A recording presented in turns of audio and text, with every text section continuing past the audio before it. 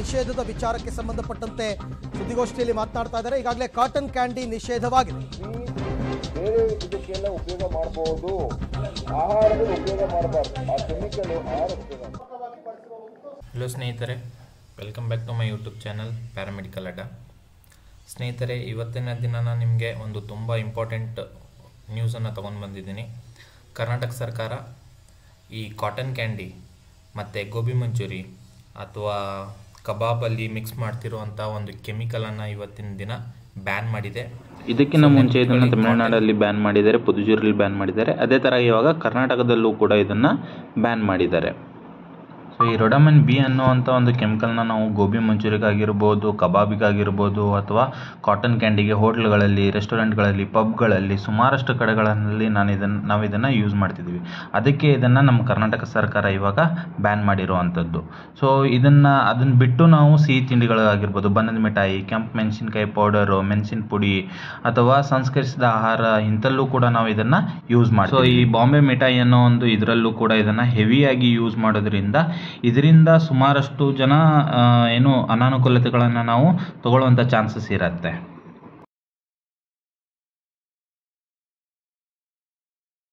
B ಅನ್ನೋದು ಇದು ಫುಡ್ಡಿಗೆ use ಮಾಡುವಂಥ ಕೆಮಿಕಲ್ ಅಲ್ವೇ ಅಲ್ಲ. ಸೊ ಇದನ್ನ ಫುಡ್ಡಲ್ಲಿ ನಾವು ಯೂಸ್ ಮಾಡಲೇಬಾರ್ದು. ಇದರಿಂದ ಮೇನ್ ಇಂಪ್ಯಾಕ್ಟ್ ಆಗೋದು ಅಥವಾ ಸೈಡ್ ಎಫೆಕ್ಟ್ ಬರೋದು ನಮ್ಮದು ಬ್ರೈನ್ಗೆ ಮತ್ತು ರೆಸ್ಪಿರೇಟರಿ ಸಿಸ್ಟಮ್ಗೆ ಮತ್ತು ಕಾರ್ಡಿಯೋವ್ಯಾಸ್ಕ್ಯುಲರ್ ಸಿಸ್ಟಮ್ಗೆ. ಸೊ ಬ್ರೈನು ಮತ್ತು ನಮ್ಮದು ಲಂಗ್ಸು, ರೆಸ್ಪಿರೇಟರಿ ಸಿಸ್ಟಮ್ ಮತ್ತು ಕಾರ್ಡಿಯೋವ್ಯಾಸ್ಕ್ಯುಲರ್ ಸಿಸ್ಟಮ್ಗೆ ಇದರಿಂದ ಮೇನ್ ಒಂದು ಇಂಪ್ಯಾಕ್ಟ್ ಬರುತ್ತೆ. ಈ ಸೆಲ್ ಅಪ್ಟೋಸಿಸ್ ಜಾಸ್ತಿ ಆಗೋದು ಅಥವಾ ಸೆಲ್ಸ್ದು ಡೆತ್ ಆಗೋದು ಜಾಸ್ತಿ ಆಗೋದು, ಆ ಥರ ಆಗಿಬಿಟ್ಟು ಬ್ರೈನಲ್ಲಿರುವಂಥ ಟಿಶ್ಯೂಸ್ಗಳಿಗೆ ಮತ್ತು ಸೆರೆಬೆಲ್ಲಮ್ಮು ಒಂದಕ್ಕೊಂದು ಕಾಂಟ್ಯಾಕ್ಟನ್ನು ಮಿಸ್ ಮಾಡ್ಕೊಳ್ತವೆ. ಸೊ ಅದು ಒಂದಿನ ಬರುವಂಥದ್ದಲ್ಲ, ಒಂದು over the time of period ಯಾವಾಗ ಹೆಂಗೆ ನಾವು ಅದನ್ನು ಕನ್ಸ್ಯೂಮ್ ಮಾಡ್ತಿರ್ತೀವಿ ಆ ಥರ ಅದು ಒಂದು ಬರುವಂಥದ್ದು. ಸೊ ಇದನ್ನು ಫುಡ್ ಪ್ರೊಸೆಸಿಂಗಲ್ಲಿ ಬ್ಯಾನ್ ಮಾಡಿದ್ದಾರೆ. ಇದರದ್ದು ಮೇನು ಸೈಡ್ ಎಫೆಕ್ಟ್ಸ್ ಅಥವಾ ಹೆಲ್ತ್ ಪ್ರಾಬ್ಲಮ್ ಯಾವ ಥರ ಇರತ್ತಪ್ಪ ಅಂತ ಅಂದರೆ, ಒಂದು ವಾಮಿಟಿಂಗ್ ಆಗತ್ತೆ, ನೌಸಿಯಾ ಆಗತ್ತೆ, ಮತ್ತು ಬೇದಿ ಬರುತ್ತೆ. ಇದು ಒಂದು ಲೈಟಾಗಿ ಬರುವಂಥ ಒಂದು ಸೈಡ್ ಎಫೆಕ್ಟ್ಸ್. ಇದರಿಂದ ಲೈಫ್ ಥ್ರೆಟನಿಂಗ್ ಅಥವಾ ನಮ್ಮ ಜೀವಕ್ಕೆ ಹಾನಿಕರ ಆದಂಥ ಯಾವುದಪ್ಪ ಅಂತ ಅಂದರೆ ಅದು ಕ್ಯಾನ್ಸರ್. ಇವತ್ತಿನ ದಿನ ನಾವು ಒಂದು 10 ಜನರಲ್ಲಿ ಮಾತಾಡಿಸಿದಾಗ ಒಬ್ಬರಿಗಾದರೂ ಅದರಲ್ಲಿ ಒಬ್ಬರಿಗೆ ಕ್ಯಾನ್ಸರ್ ಇದ್ದೇ ಇರುತ್ತೆ. ಸೊ ಅಂಥ ಕ್ಯಾನ್ಸರ್ ಪ್ರೊಡ್ಯೂಸ್ ಮಾಡಬಹುದು, ಕಾರ್ಸಿಯೋಜೆನಿಕ್ ಇರೋದ್ರಿಂದ ಇದು ಕ್ಯಾನ್ಸರ್ ಉಂಟು ಮಾಡುವಂಥ ಸಾಧ್ಯತೆ ಇರೋದ್ರಿಂದ ಅದ್ರ ಜೊತೆಗೆ ಮತ್ತೆ ಕಾರ್ಡಿಯೋವ್ಯಾಸ್ಕ್ಯುಲರ್ ಡಿಸೀಸ್ ಅಂದರೆ ಹಾರ್ಟಿಗೆ ಸಂಬಂಧಪಟ್ಟಿದಂತಹ ಎಲ್ಲ ಡಿಸೀಸಸ್, ಹಾರ್ಟ್ ಅಟ್ಯಾಕ್ ಆಗುವಂಥದ್ದು, ಕಾರ್ಡಿಯೋವ್ಯಾಸ್ಕ್ಯುಲರ್ ಡಿಸೀಸಸ್, ಅದ್ರ ಜೊತೆಗೆ ಕಿಡ್ನಿದೂ ಡಿಸೀಸ್ ಆಗುವಂಥದ್ದು, ಮತ್ತು ಲಿವರ್ ಡಿಸ್ಫಂಕ್ಷನ್ ಆಗುವಂಥದ್ದು. ಲಿವರ್ ಜೊತೆಗೆ ಲಿವರು ಪ್ರತಿಯೊಂದು ಮೆಟಬಾಲಿಸಮ್ಗೆ ಮೇನ್ ಒಂದು ಆರ್ಗನ್ ಲಿವರ್. ಅದಕ್ಕೇನೆ ನಾವು ಕೆಮಿಕಲ್ ಕೊಡ್ತಿದ್ದೀವಪ್ಪ ಅಂತ ಅಂದಾಗ ನೀವು ತಿಳ್ಕೊಬೋದು ಲಿವರು ಯಾವ ಥರ ಫಂಕ್ಷನ್ ಮಾಡೋದನ್ನು ಸ್ಟಾಪ್ ಮಾಡುತ್ತೆ. ಅದಾದಮೇಲೆ ಹಾರ್ಮೋನಲ್ ಬ್ಯಾಲೆನ್ಸ್ ಆಗೋದು. ಹಾರ್ಮೋನಲ್ ಇಂಬ್ಯಾಲೆನ್ಸ್ ಆಯಿತು ಅಂದರೆ ನಮ್ಮ ಬಾಡಿ ಪ್ರಾಪರಾಗಿ ವರ್ಕ್ ಮಾಡೋಕ್ಕೆ ಸ್ಟಾರ್ಟ್ ಆಗಲ್ಲ. ಆಮೇಲೆ ಯಾರಾದರೂ ಪ್ರೆಗ್ನೆಂಟ್ ಇರೋರು, ನಾವು ತಿಂತಾನೆ ಇರ್ತೀವಿ, ಅವರು ಪ್ರೆಗ್ನೆಂಟ್ ಆದಾಗ ಪ್ರೀಮೆಚ್ಯೂರ್ ಬರ್ತ್ ಆಗೋದು. ಅಂದರೆ ಮೊದಲಿನ ಕಾಲದಲ್ಲೆಲ್ಲ ನಮ್ಮಮ್ಮ, ನಮ್ಮ ಅಜ್ಜ ಅಜ್ಜಿ ಅವರೆಲ್ಲ ಚೆನ್ನಾಗಿ ಉಣ್ಕೊಂಡು ಎಲ್ಲ ಚೆನ್ನಾಗಿದ್ದಾಗ ಅವ್ರಿಗೆ ಕರೆಕ್ಟಾಗಿ 9 ತಿಂಗಳಿಗೆ ಮಕ್ಕಳದು ಬರ್ತ್ ಆಗೋದು. ಬಟ್ ಇವತ್ತಿನ ದಿನದಲ್ಲಿ ನಾವು 7 ಮಂತ್ಸ್ಗೆ ನೋಡ್ಬೋದು, ನೀವು 8 ಮಂತ್ಸು, 7 ಮಂತ್ಸ್, 6 ಮಂತ್ಸ್ಗೂ ಕೂಡ ನಾವು ಡೆಲಿವರಿ ಆಗ್ತಿರೋದನ್ನ ನೋಡ್ತಿದ್ದೀವಿ.